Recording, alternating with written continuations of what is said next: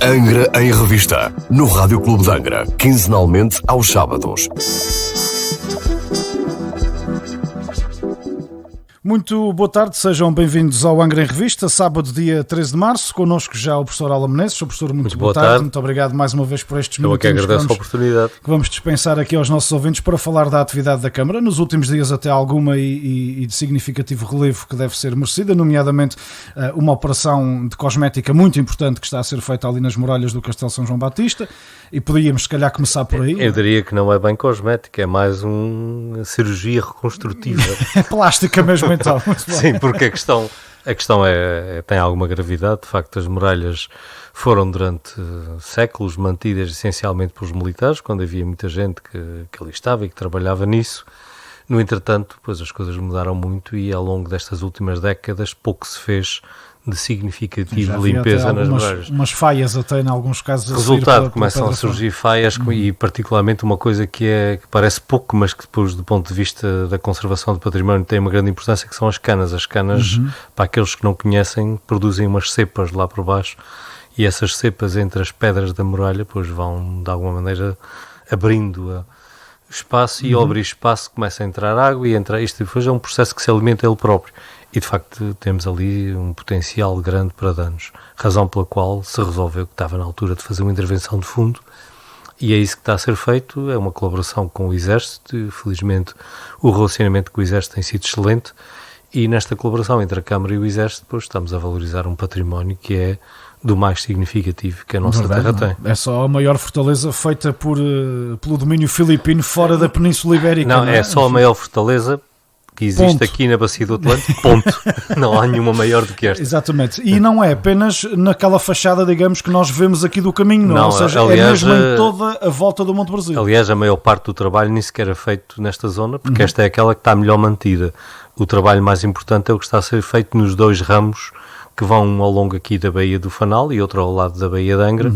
Estes dois ramos de muralha estavam, em alguns casos, com a muralha completamente recoberta por vegetação, ou seja, nós olhávamos para lá e nem víamos que a muralha está lá, porque isto é um muro contínuo que começa nos dois extremos de Monte Brasil. Aliás, dá a volta ao Monte Brasil, só não tem muralha naquelas zonas em que a falésia é de tal maneira alta que é impraticável subir, mas mesmo aí há uns fortinhos. Há uns fortes, assim, que defendem todas aquelas, ou seja, o Monte Brasil está literalmente rodeado de construções defensivas por todo o lado. Esta península está assim.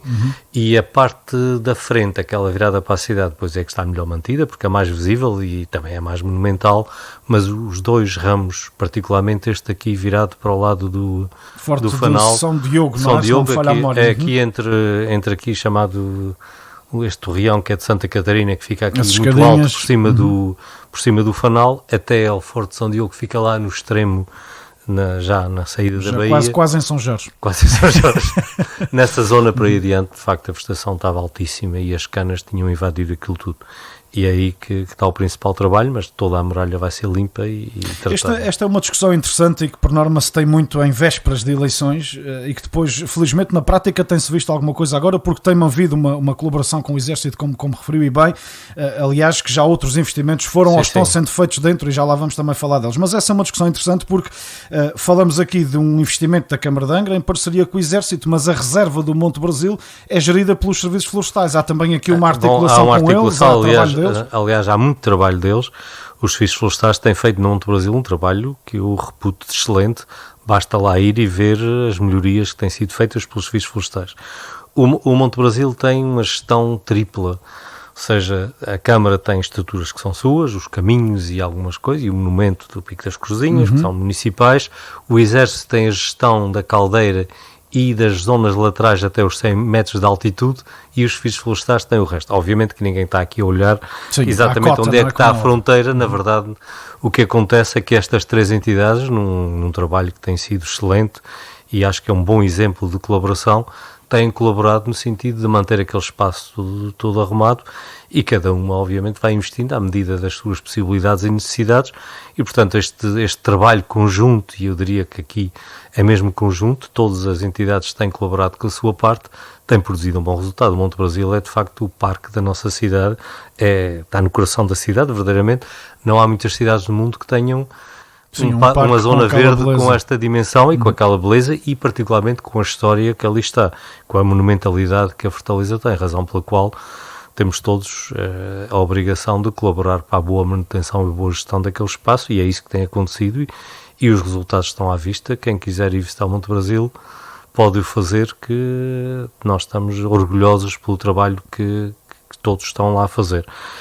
Não é apenas a limpeza das muralhas, também houve aqui para resolver um problema de erosão e de bagacinas que andavam sempre a ser levados pela água.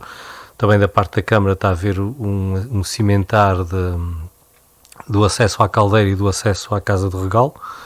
Estes dois acessos tradicionalmente eram todos os anos colocados ali duas, Sim, três eram vezes trilhos, mas trilhos íngremes e portanto com chuva, e toda claro vez que chove aquilo vai lá para isso estava a causar problemas dentro do Monte Brasil e também estava a causar um outro problema, porque obviamente que a extração de bagacina não é um assunto ambientalmente muito são, razão pela qual há todo o interesse em reduzir o consumo desses materiais.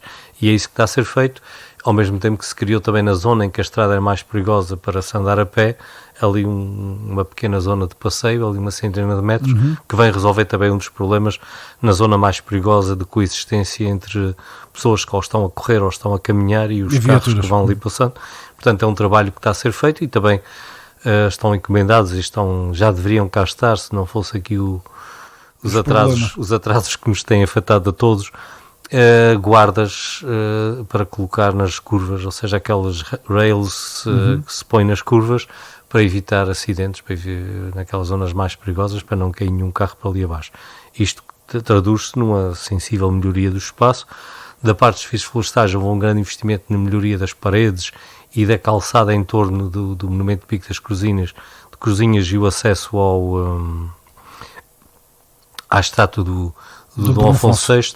E, portanto, tudo aquilo está a ganhar um outro... Sim, aliás, até penso ter visto uma fotografia recentemente deles até substituírem um dos canhões que lá está em cima. Isso é outra entidade que também está a colaborar. Foi o Museu de Angra, exatamente. Exatamente. Também da parte do Governo Regional, além dos serviços florestais, também a parte da cultura também tem colaborado e está a colaborar. Ou seja, na verdade há aqui um trabalho colaborativo de múltiplas entidades que tem-se traduzido numa grande valorização daquele espaço. É de salutar, efetivamente. Dentro daquela muralha, como dizia há pouco, também já outros investimentos foram feitos. Eu sei que a Câmara, ao longo, nomeadamente, dos mandatos do professor Alam, já houve ali um investimento a nível de melhorias até de prática desportiva para os próprios... Isso aí foi um resultado de um acordo feito com o Ministério da Defesa que levou à cedência do espaço exterior para quem não se lembra, ali entre o relvão e a cidade havia ali uma zona de prática desportiva que agora é o estacionamento. E, portanto, houve aqui uma troca em que ficamos nós com os terrenos para o estacionamento e lá dentro... construir lá dentro um espaço... Como também a igreja está em vias de ser reconstruída, reabilitada. Está neste momento a decorrer pela segunda vez o concurso para a empreitada. O primeiro concurso ficou deserto, porque por razões técnicas havia umas exigências que nenhum dos empreiteiros locais tinha grandes condições de cumprir. O projeto foi adaptado às condições locais e esperemos que desta vez... Sim, foi esta semana colocada em jornal oficial. Seja desta vez que a coisa vá, porque nós já fizemos aqui uma tentativa há um ano atrás que não teve resultado. Vamos a ver se resolvemos. Também da parte da cultura também há um esforço no sentido de resolver um outro espaço dentro também do quartel para um espaço interpretativo, uma espécie de centro de visitação para quem vai ali. Faz todo sentido, como é óbvio. E, portanto, há aqui mais uma vez um trabalho colaborativo que espero que tenha bom resultado. Nas imediações de tudo isso, Presidente, já agora, até penso que nunca, ou se falamos já há long time ago... Já se esqueceu de alguma coisa. Exatamente. Nas imediações de tudo isso há o Clube Náutico de Angra e há alguns anos que se fala na existência de um projeto para também reabilitar aquelas instalações, enfim. Tenho ideia até que aqui há uns anos atrás falámos sobre isso. Esse projeto está feito e neste momento também há boas perspectivas de ele ser colocado a concurso a breve trecho. É um trabalho, aliás, a primeira fase desse processo já decorreu e é um trabalho de colaboração com o próprio Clube Náutico, entre a autarquia e o Clube Náutico, visando também completar a melhoria daquele espaço. Para quem não vai ali há muito tempo, por trás do Clube Náutico havia ali uma rua que era de asfalto em muito mau estado, agora está toda devidamente calcetada, aquela zona foi devidamente iluminada. Passeio, estacionamento, isso. Retirou-se dali os postes e os fios de iluminação aérea que não permitiam que se tirasse uma boa fotografia nunca dos ilhéus, porque ficava sempre um fio à frente. Exatamente. Já não há lá fios.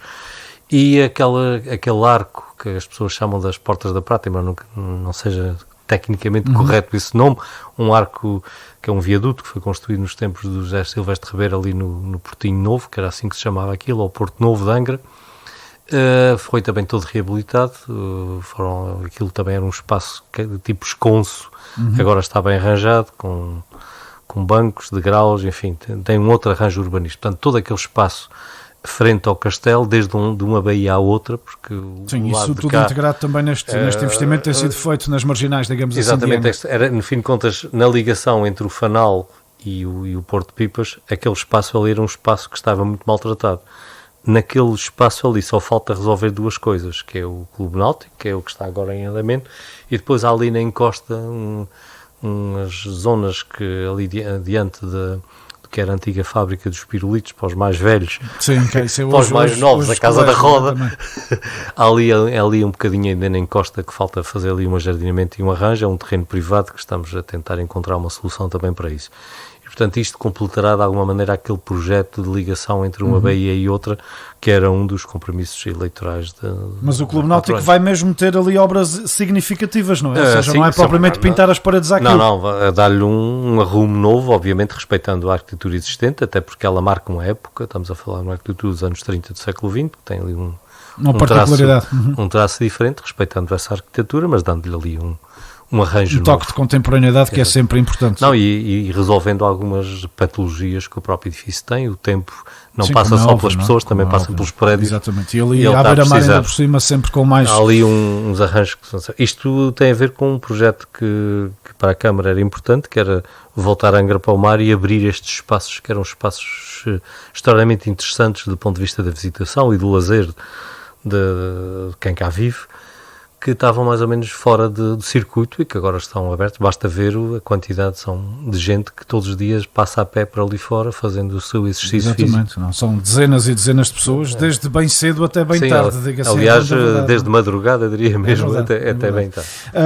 Ora bem, já agora posso aproveitar para anunciar que de hoje, precisamente a uma semana, serão nossos convidados aqui no Magazine RCA, exatamente antes deste espaço, não só membros da direção do Clube Náutico de Angra, que está agora com uma direção renovada e dinâmica, e também o seu diretor técnico, até porque já muito brevemente o próprio Clube Náutico voltará também a organizar algumas provas desportivas náuticas na baía da cidade de Angra. Feito este parênteses, Presidente, subindo a Rua do Galo, chegamos até à esquadra da PSP, onde também esteve essa semana, cedendo uma viatura para o projeto, para o programa Escola Segura, e até também em outros protocolos, outras colaborações, nomeadamente ao nível também da reabilitação da própria sede do Comando de Angra, não é? Bom, nós temos tido um particular cuidado no sentido de ter os edifícios públicos da cidade de Angra todos devidamente mantidos, aliás, públicos e privados, e temos feito os possíveis para que cada um resolva os problemas dos seus próprios prédios.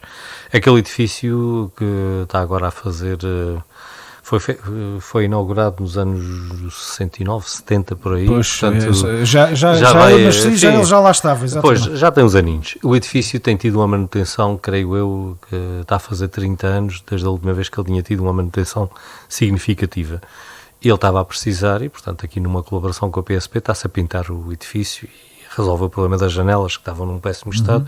Portanto o edifício vai ficar com outro aspecto, o que também contribui para valorizar a nossa cidade, já que aquele espaço ali também era um espaço que estava muito degradado.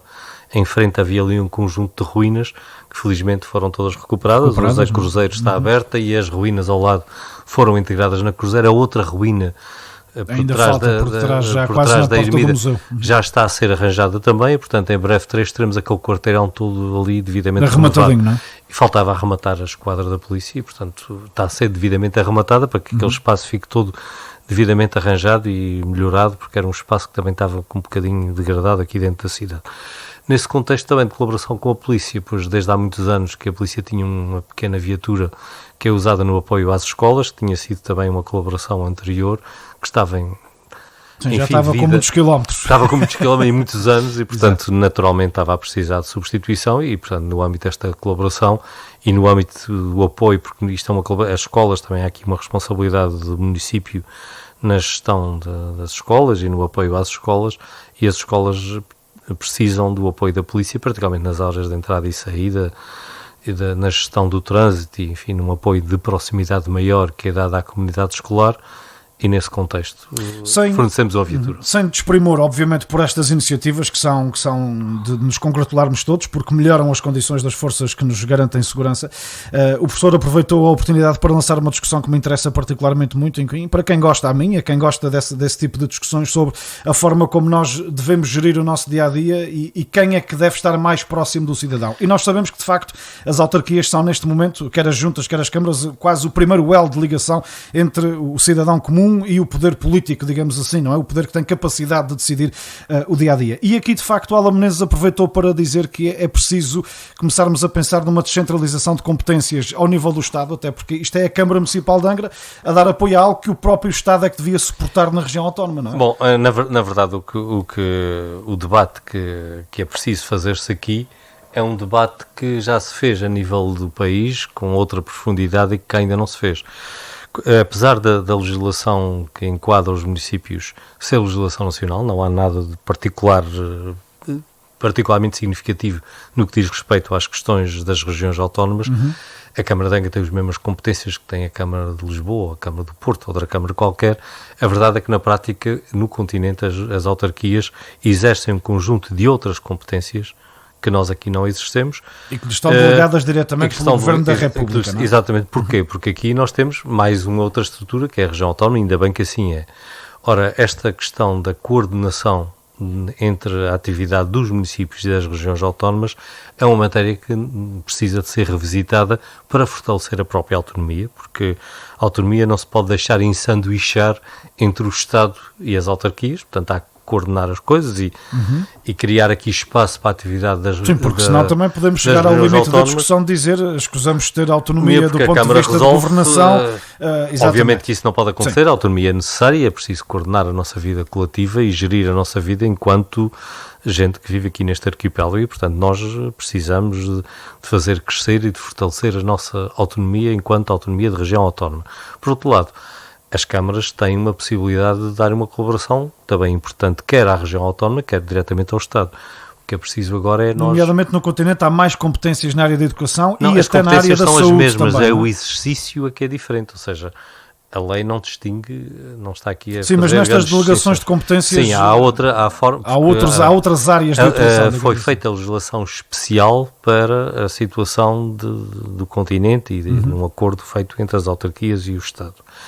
Esse acordo precisa de ser, de alguma maneira, também estendido e repensado. Obviamente que não pode ser igual, porque há aqui outras estruturas, mas é preciso dar algum bocadinho de pensamento a isto, por forma a garantir que o espaço da região autónoma dos Açores e da nossa autonomia fica devidamente preservado e também melhorar a articulação com as autarquias. Portanto, Que áreas, por exemplo, é que o professor acha que poderiam ser interessantes as câmaras municipais terem um conjunto mais alargado de competências?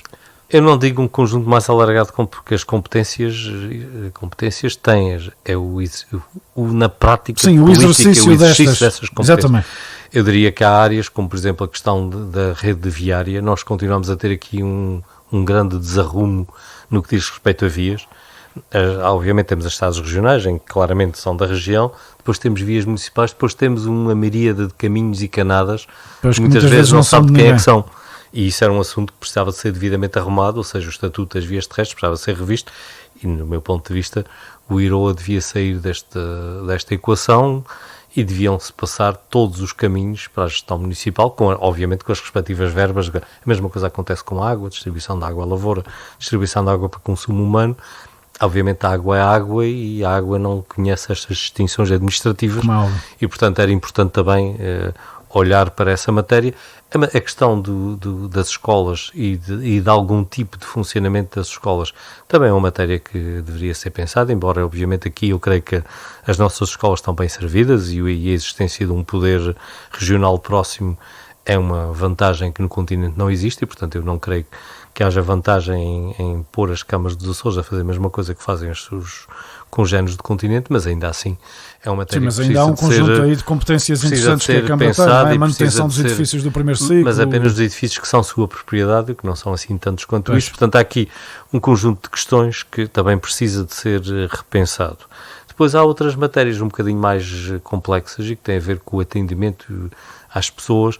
No caso aqui dos Açores, a RIAC faz esse serviço muito bem, portanto, se calhar aqui a transição de competências é o contrário, tem sido, a RIAC faz o atendimento para a água e para Sim, vários serviços dia, da Câmara. Acho que só não dá para pôr o Euromilhões na RIAC, de resto portanto, dá para fazer praticamente esse trabalho está a ser feito e se calhar há outras coisas que podiam transitar para lá e, portanto, de facto aquilo que me parece que era importante era fazermos aqui uma revisão da distribuição dos serviços que cada uma das entidades. Essa discussão, na sua opinião, devia ser acautelada, até porque, enfim, sabemos que na legislatura passada houve um trabalho da Severa, da comissão eventual que estudou a revisão da autonomia, ou a reforma da autonomia, já foi pela maior parte dos partidos com assento parlamentar já nesta legislatura, e penso até que como subscritor o próprio Partido Socialista, já foi aprovada também uma resolução para criar outra vez uma comissão, um grupo de trabalho no âmbito parlamentar que dê seguimento ao trabalho da Severa. Esta é uma discussão que não deve deixar de ser feita, portanto. Claro, não é? porque a reforma da autonomia também passa na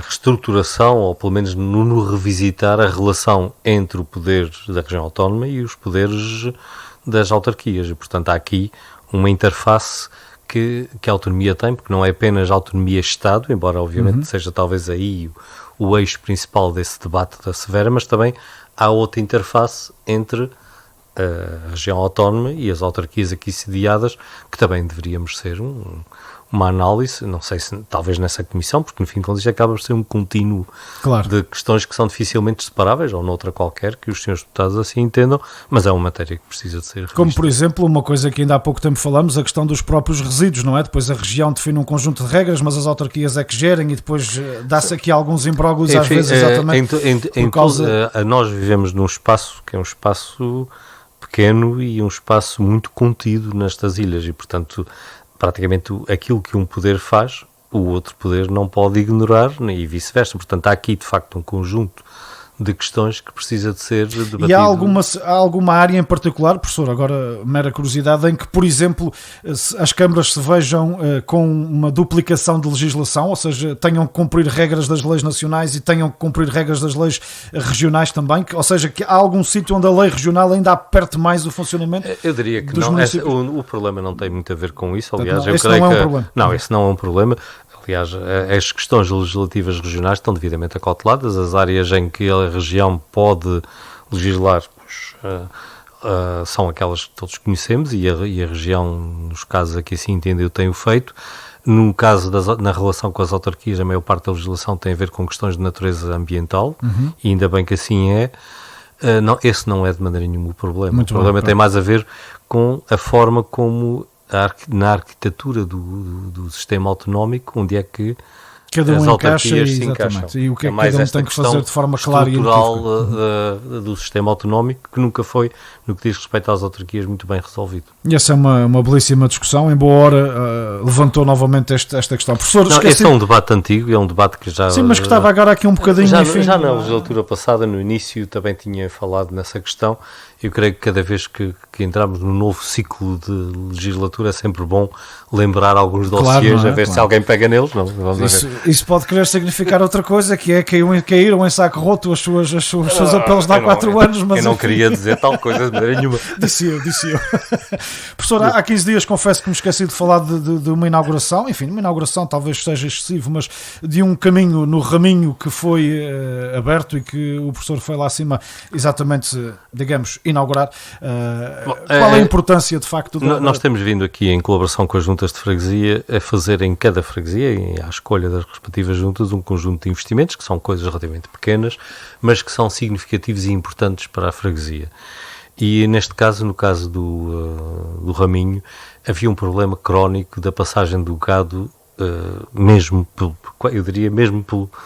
pátio do lar de idosos. E de facto era uma situação incómoda, porque obviamente as vacas quando passam deixam o rasto que nós sabemos, e era preciso resolver essa questão. Depois de um conjunto de conversações entre as partes, encontrou-se uma excelente solução, que foi criar uma alternativa que permite a ligação entre várias, porque no Raminho, tal qual como nos Altares, eu diria mesmo em toda aqui esta costa oeste, os terrenos ainda têm a marca dos tempos iniciais de povoamento, em que as pessoas tinham uma dada que ia do mar à serra, portanto somos muito fiadas de cerrados, mar do mar para cima, e a maior parte das canadas são canadas que saem da estrada principal, Exato. descem, mas depois não há ligação entre elas.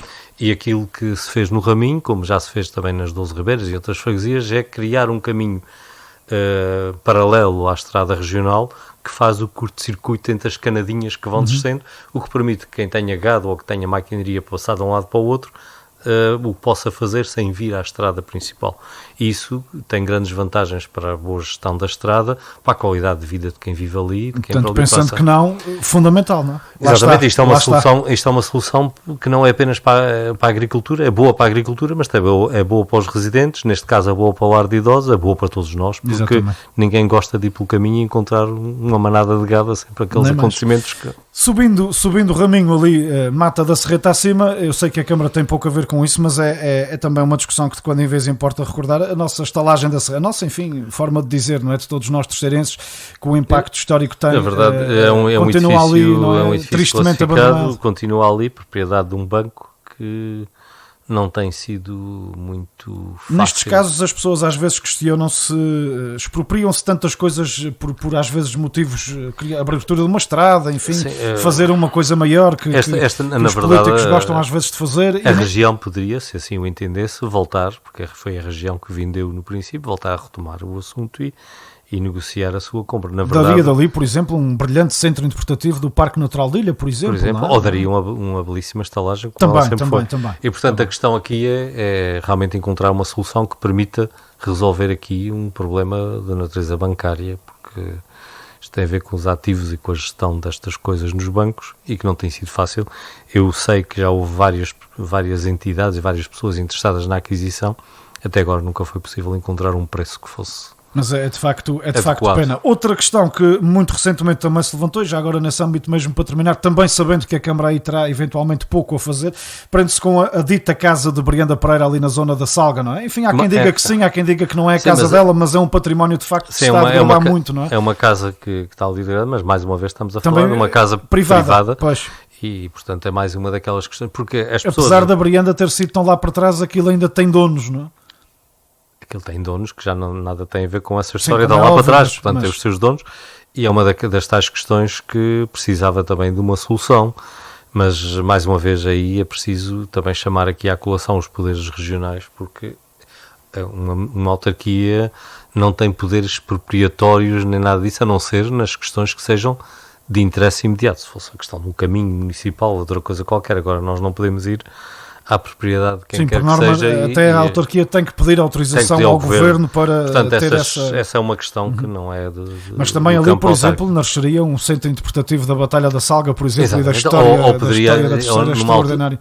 Numa altura em que nós estamos, mais uma vez, a pensar já na retoma económica e nas questões do turismo, depois teria com certeza um belíssimo espaço com esse destino. Agora é preciso que os seus proprietários se entendam com quem quer lá investir, ou então a região, que se assim entender, entrar no processo e resolver o assunto. Agora, nós temos um conjunto de espaços degradados que precisamos de resolver. Nós aqui estivemos a falar dos espaços públicos, dos espaços privados, quero dizer, mas também os há públicos. E nós continuamos a ter, enfim, todos estes fortezinhos ao longo da costa, que em muitos casos estão... património, enfim, um património interessantíssimo e que está abandonado e que também era preciso retomá-lo. Temos casas ali, que eram as antigas casas dos professores, ou melhor dizendo, dos médicos do tempo do Hospital Militar, ali nas traseiras do Terinov. Essa era mesmo preciso resolver, porque fica tão feio ali naquele investimento espetacular. E estão ali aqueles edifícios, enfim, a degradar-se, e estamos a falar num património público, ele é uma propriedade da região autónoma dos Açores, e portanto são questões que é preciso resolver. Já que estamos a falar nisso, também uma boa notícia para os residentes do bairro da Terra Chã. Finalmente nós estamos a asfaltar o caminho, porque era também uma das questões complicadas que ali havia. Também porque já se fizeram as demolições. Estivemos à espera das demolições, as demolições acabaram e nós agora estamos a asfaltar. Aquilo era um espaço que também vai ficar agora com um arrumo diferente e com outra qualidade, portanto estamos também aí a pôr um bocadinho de melhor qualidade num espaço que está muito degradado. Também nestas questões eu lembrei-me agora, porque nestas questões de novos investimentos, há também aqui 2 investimentos que foram feitos em conjunto com o Governo Regional, com as obras públicas, com as estradas, que foram a colocação de semáforos. Há ali na zona do Negrito, não é? Exatamente. Há ali uma discussão de controle de velocidade mesmo. Aquilo é uma experiência, porque nós na Câmara recebemos praticamente todas as semanas alguém propõe pôr uma lomba num caminho qualquer. Sim, as lombas têm e as outras lombas consequências. têm consequências complicadas para quem vive ao pé, porque causa vibrações e causa ruídos. Não só no ruído, e para exatamente. quem passa com a viatura também não gosta de andar aos saltos e, portanto, há um conjunto de problemas com as lombas. Resolveu-se fazer uma experiência de colocação de semáforos controladores de velocidade. Ele já está a funcionar há um par de meses e com bom resultado. Realmente Pelo os menos problemas acidentes de maior gravidade ali naquele os problemas ficaram relativamente resolvidos, razão pela qual eu creio que teremos eventualmente encontrado uma solução para colocar em outros sítios e, portanto, deixarmos de andar sempre a colocar lombas. Estamos a colocar outro no entroncamento da Canada cá em cima, da Luz, Canada de Belém e a Estrada Regional, também numa colaboração com as obras públicas. Também de controle de velocidade. Não, esta aí aqui mesmo é mesmo de regulação. porque ali o problema não é a velocidade, o problema é a falta de visibilidade. Pois é, somente Porque quem vem de baixo da Canada da aquilo Luz, fica e não só quem vem da Canada de Belém curva. também para São Canada Carlos. de Belém ainda vai que não vai, ainda se consegue perceber melhor. Agora quem vem da Canada da Luz fica ali Fica numa mesmo, zona é. sem visibilidade nenhuma.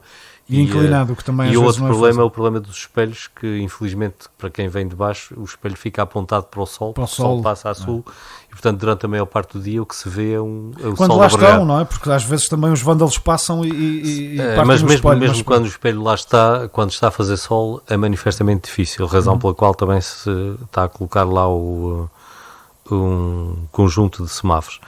Mas voltando à questão inicial, pois eu creio que as pessoas também olhem para isso e vamos todos de alguma maneira testar esta nova experiência, porque aquilo é um investimento relativamente grande, estamos a falar entre os 30 e os 40 mil euros cada conjunto de semáforos. Há tantos anos que existem, ainda são tão caros, por exemplo. São carinhos. Já não existe à medida que os anos vão avançando, ficam assim ao preço Não, infelizmente estamos a falar de equipamento caro, mas é equipamento que pode salvar a vida de pessoas e a vida não tem preço. E não é um custo, é um investimento. E portanto aí vale a pena investir, portanto já estamos a olhar para outras zonas em que há problemas constantes de velocidade para colocar também outros semáforos. Sim, senhor. Sr. Professor, muito obrigado mais uma vez por essa meia horinha que dispensamos agora aqui aos ouvintes do Rádio Clube de Angra. Marcamos encontro daqui por 15 dias. Se Deus quiser. Com certeza. A todos a continuação de um bom fim de semana. Angra em Revista, no Rádio Clube de Angra, quinzenalmente aos sábados.